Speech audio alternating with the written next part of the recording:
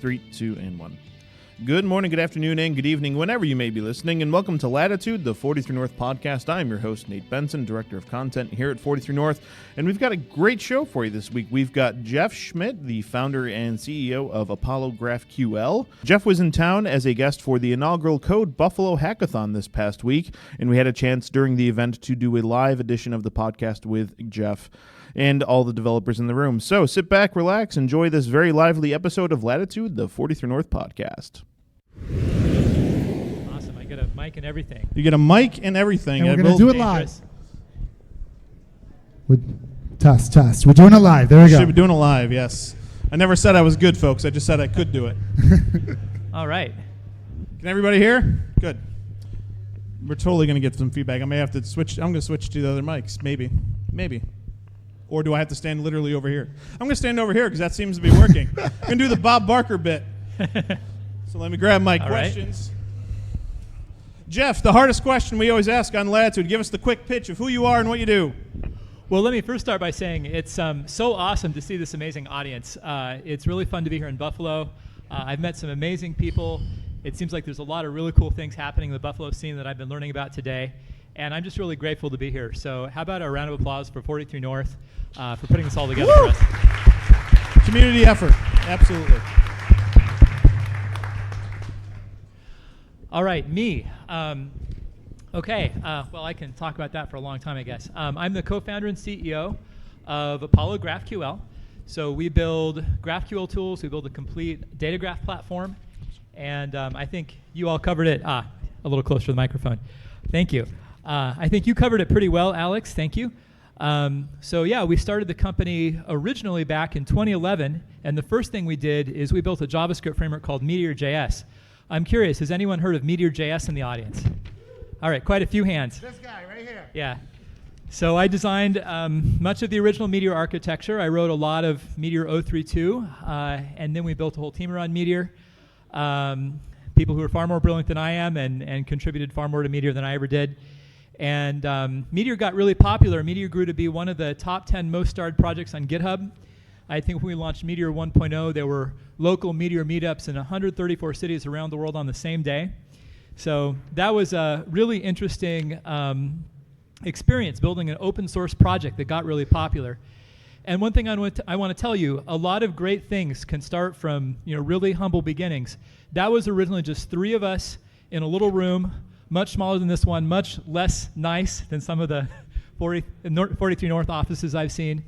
And we had an idea, we worked on it, we put it on the internet. We thought maybe 2 or 3 people would be interested, but we had some of the right ideas at the right time, and it got really popular. And Meteor, we built a profitable business on Meteor, and that was a great experience too. One of the things we learned with Meteor is Meteor had a lot of amazing technology inside of it that people really liked, especially around the part that managed data between the client and the server. But the challenge with Meteor is it only worked for new applications. So if you were writing a new application from scratch, you could use Meteor, and that was great. But if you had existing data and services in the cloud, then Meteor wasn't going to work for you because everything was so tightly integrated. You had to use MongoDB. You had to use all of the Meteor client libraries on the client and the server. And so around the end of 2015, I guess, we asked the question, what if we built a new version of Meteor Core that would integrate with anything and everything? And so it would work with any database. It would work with any language, not just JavaScript. It would even work with things that weren't databases. If you wanted to get your data out of a microservice or some other API, can we build something that has some of that same wonderful experience and same easy-to-use experience of bringing together all the data in the server so that the clients can easily access it? And that led to what we called the Apollo project. We'd heard about this new specification for a query language called GraphQL. And we thought that looked really cool. We needed a way of querying data that wasn't tied to a database because Meteor was so dependent on MongoDB. And GraphQL is a really elegant language. And the other thing that was really great about GraphQL is it really had this value system of really focusing on the needs of the user. I think in anything you do, in any endeavor, focusing on the experience of the user, the person on the other end of the wire, is so important. And there were many competitors to GraphQL. If you go back to 2015, 2016, And really the way that GraphQL stood out, besides the fact it was a really well-written specification instead of just a piece of software that you could run, it was designed to be something that anyone could implement. It was the fact that it was really focused on the user experience. And so we built our new version of Meteor. We called it Apollo. We made it speak the GraphQL query language, and the two went together like peanut butter and jelly. A very small number of people cared in 2016, but that small number turned into twice as many people, and then twice as many, and then twice as many, and then twice as many, and we just had our first 1 million download week, which is a crazy experience. Yeah, we're in an amazing position now where some of the world's largest companies are now building data graphs on Apollo, whether that's Expedia building a whole Expedia-wide data graph on Apollo, whether that's Airbnb doing the same thing, whether that's Audi launching their new electric car, the e-tron, on a data graph, whether that's the data graph that powers the front page of the New York Times. Sometimes you just have to keep at it. In 2016, we didn't know if anyone would care, but if you just keep on listening to your users and keep on focusing on what they need and keeping on improving your product, and that journey can bring you to some incredible places. I love talking to founders because I can ask one question and they can answer 7. It's fantastic. So I hope that was okay. Most of my questions you answered. This is fantastic. But I think it's important to note, just yesterday, it was announced that Apollo GraphQL raised $22 million, right? Yeah. So we just announced. Yeah, round of applause. That's great.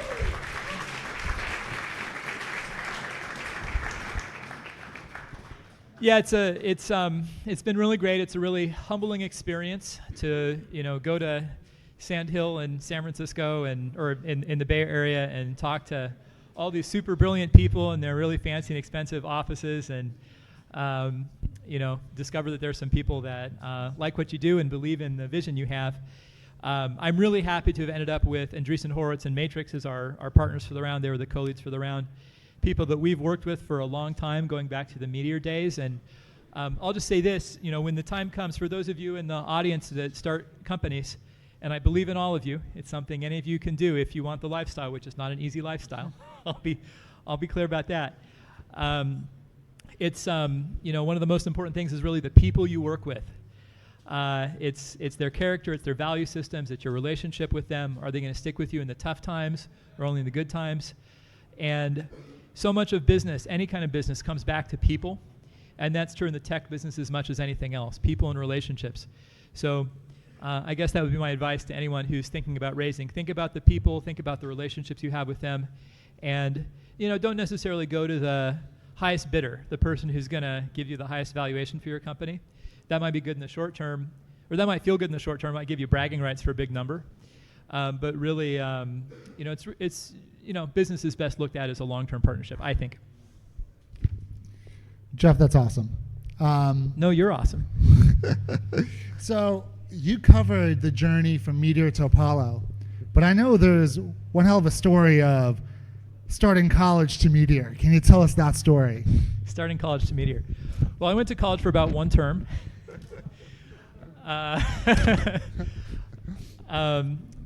Stay in school, kids. Stay in school. I don't recommend anyone do what I did. I think that for me, dropping out of MIT after 1 term maybe was the right path. I was super impatient, and I just really wanted to go start building stuff. I think there's a lot that I left on the table by not doing the other 3.5 years. But it worked for me. I think the message there is any background you have, the most important characteristics, I think if you're going to succeed in startups, if that's the path you want to go, and it's not the only path by any means, but I know it's a path that some people are interested in hearing about.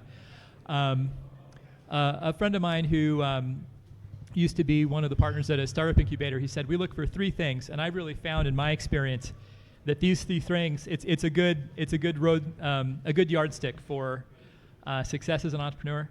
From most to least important. Number 1 is determined. You're going to stick with it. Number 2 is not delusional. You're not going to run around thinking, hey, this is all great. Users love my product, when really you're not really listening. You got to listen to the people around you. You can't just be so determined that you just don't connect to reality at all. And 3rd is smart, distant 3rd. So you can insert, I think, any word you want instead of smart. Smart, creative. There's a lot of different things that could go with that blank, but I think number one and number two, being really determined, but also always being constantly aware of what's really working and what's not, really being accountable to yourself and your users. That's what makes it work. So for me, it was a long time wandering around between college and here. I discovered Zen Buddhism. I went to Burning Man 13 times. I did only 13? Only 13. I did AI research consulting. I started a couple of other companies. I wrote a lot of open source software. I tried lots of things. I learned a lot of things along the way. For example, this one time we wrote a piece of software called Miro. Miro was an online internet TV platform. It was the idea, what if anyone could publish video online and they didn't have to pay a lot of money, and it wasn't controlled by these corporate interests that would decide what you could see. And it grew to have 2 million monthly active users. And then this thing called YouTube was released. Small website. Yeah. We never thought that the VCs would just pay for everyone's bandwidth. That just seemed completely unreasonable. And we spent all this time and effort building this easy to use peer-to-peer network so that people could publish video online. But you can never predict what the twists and turns are going to be. That's why the most important thing is an agile, iterative approach where you really are honest with yourself about what's working and what's not, and you change the stuff that isn't working, and you double down on the stuff that is working, and you really listen to your users. And as long as I'm kind of pontificating about what I think is important to startup, I think it also starts with a set of values. You have to have an idea about what change you want to have in the world and how you want what you're doing to affect other people.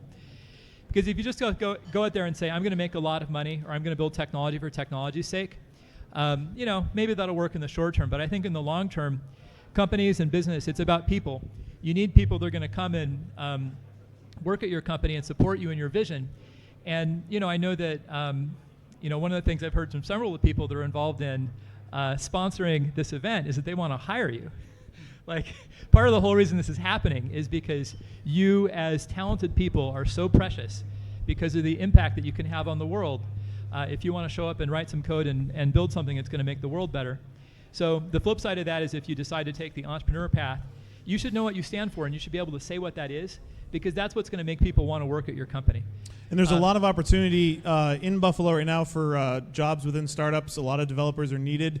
Make sure you head on over to 43north.org/jobs. It's one of the more comprehensive job boards in the area. So make sure you check that out if you're going to be graduating soon or looking to switch things up. There's a lot of startups looking to hire. So yeah, I definitely second that. From what I've heard, just the buzz I felt in the room today and what I've heard from some of the things going on here, really cool stuff. And I really encourage you to check it out.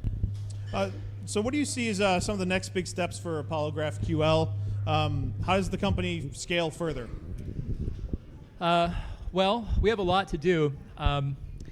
Our vision as a company is we want to help app developers help the world, because we believe there's so much upside still possible with technology, and if we can use technology in the right way, we can make a lot of people's lives better.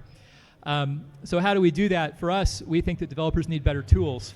And Alex has talked a little bit about the data graph. A data graph can eliminate half the code in your app. People have to write so much repetitive boilerplate code right now. It's code that can't make your app good. It can only make it bad. Every single one of these REST endpoints, you have to write all this glue code.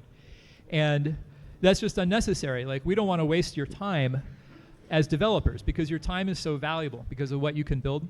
So our mission is to bring a data graph to every developer. There's a lot of developers out there, and everyone's in a slightly different situation. So our big focus is, how do we really listen to everyone out there who could benefit from this technology and make sure you have access to it in a way that works for you and makes sense for you? So there's really three things that we think about when we think about what we're going to do with the money we just raised. The first thing is we're going to keep on improving our open source software. So we make Apollo Client and Apollo Server, which are the most popular ways to build a data graph. Apollo Client is a client library available for JavaScript, for React, iOS, and Android, that lets you query your data graph. It's great. You can just say, hey, here's the data I want, inject it into this React component over here, and it just happens for you. Eliminates all the glue that happened on the client. It caches it. It does all sorts of cool stuff. As Alex was describing, it can manage your other data too, so you have one view of all your data, whether it's coming from the server or whether it's local data too. That's Apollo Client. Apollo Server If you use Node.js, this is a great way to stand up a data graph quickly. You can easily connect whatever you've got, whether you've got REST APIs or databases or gRPC or Thrift endpoints or SOAP or just Node.js code that's just computing the data, whatever it is, any Node.js library, you can rapidly, Alex showed the type definitions, you can rapidly just write like a few lines of JavaScript code and map whatever you've got onto that. And now if you can just write simple JavaScript, and if you're okay with Node.js, you've got a data graph. It's not the only way to build a data graph, but it's a pretty cool one. So we're going to keep on improving Apollo Client and Apollo Server. It's working great at scale for a lot of people, but there's 1,000 feature requests, and we just want to keep on listening to people and investing in the open source. And with that, also the developer tools that go with it too. Like we have a great Visual Code editor extension and a great Chrome DevTools extension. So that's number one. Number two, we're going to keep on investing in the basic technology that underlies the data graph. So we just released Apollo Federation 2 weeks ago. That's another major release for us. Apollo Federation lets you build a distributed graph. So you might have, if you're like a company with 100 developers or 1,000 developers, really once you're more than like 5 or 10 people, you want this, you can say, I'm going to have one team building like the product service, everything about our product catalog. And I'm going to have another team building our recommendation service, everything about recommendations. And I'm going to have another team building our shipping service, everything about our inventory and what orders are out there. And each of those people can maintain their own types and their own little part of the graph, and it all gets combined into one graph. So it's like this distributed architecture for a graph. So when one of those queries, like Alex showed, comes in, there's actually a query planner like you'd see inside of a database that breaks that up into pieces and then runs each piece on the appropriate backend service. It's really cool. It comes from the experiences of people that are rolling GraphQL out to hundreds of developers or more in big enterprise cases, but we're finding small teams that use it too. So we're going to keep on building stuff like that. We're going to keep on investing in those fundamental technologies. And there's so much that's possible with the data graph because now we have a language to describe our data, so we can do a lot of stuff with it without writing code. And number three is we're going to keep on scaling our field team. So because GraphQL is adopted not just by individual developers and startups, but also by some of the world's largest companies, we want to make sure those companies have the support they need so that we have all the team members, all the systems architects, all the success engineers, everyone that you would want if you're trying to roll out GraphQL across 100 or 1,000 developers, so that whole project is managed right, so you build your graph right the first time, and so you can train all your people and get them up to speed on it. Jeff, you answered all of our questions. Sorry. You showed me the questions. No, it's good. It's good. You showed me the answers to the test. That was my fault. I was trying to prep him. I think the last thing I'd ask, and this is somebody who's much earlier in the entrepreneur journey and a lot less successful than you guys are right now, is how are you keeping up with the incredible demands that 1 million downloads a week is putting on you guys? So I think the most important thing is sleep. You got to start with that. That's not a joke. So are you ruling out I have to stay awake 25 hours a day to get my job done, or is a healthy sleep good? This is a different situation. Sorry, say that again. So the idea in startup life, right, is you have to stay awake about 25 hours a day to get the job done right. Doesn't matter how, you got to hustle, and work. Are you saying that, 8 hours of sleep isn't the worst thing? Well, I think I'll just put it this way. I think you should figure out what makes you the most productive. So you should carve out a little bit of time to think about you, how your body works, how your mind works, and figure out what really gets you to peak productivity. I know that for me, when I don't get much sleep, I feel great. I feel super productive. But if I'm really honest with myself and look back, I don't know. A lot of times I could have gotten more done in a shorter period of time.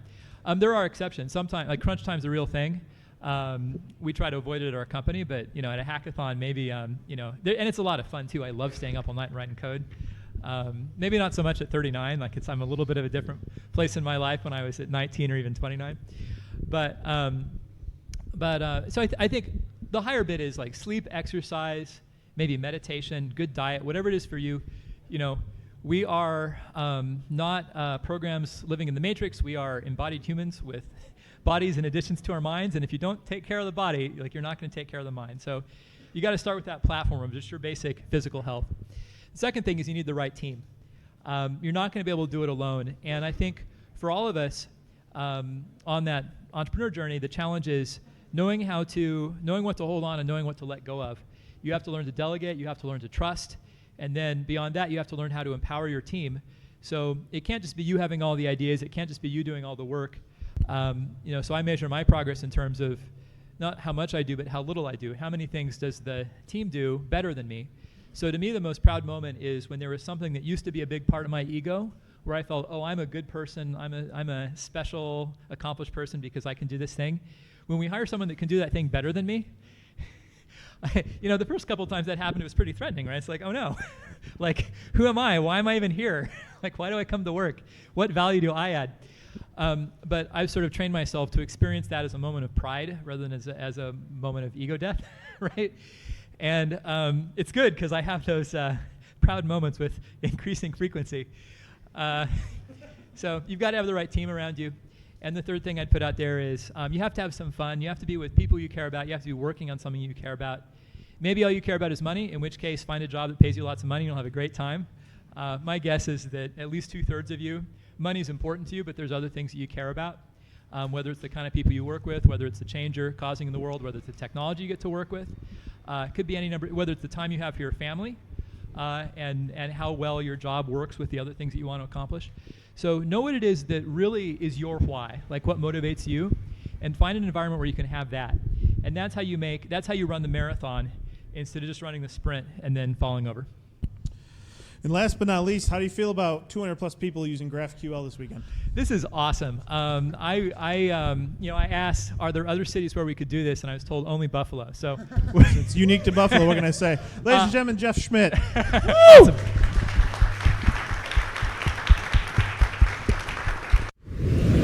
I want to thank Geoff for joining us on the podcast this week and also for coming to Buffalo for the inaugural Code Buffalo hackathon. We're looking forward to hopefully doing another Code Buffalo event very soon. Thank you so much for listening to this episode of the podcast. Remember, head on over to Apple Podcasts or iTunes and leave a 5-star review of this show, and make sure you're sharing this episode and all the episodes of Latitude on your favorite social media networks. For 43 North, I'm Nate Benson, and we'll see you at the next one.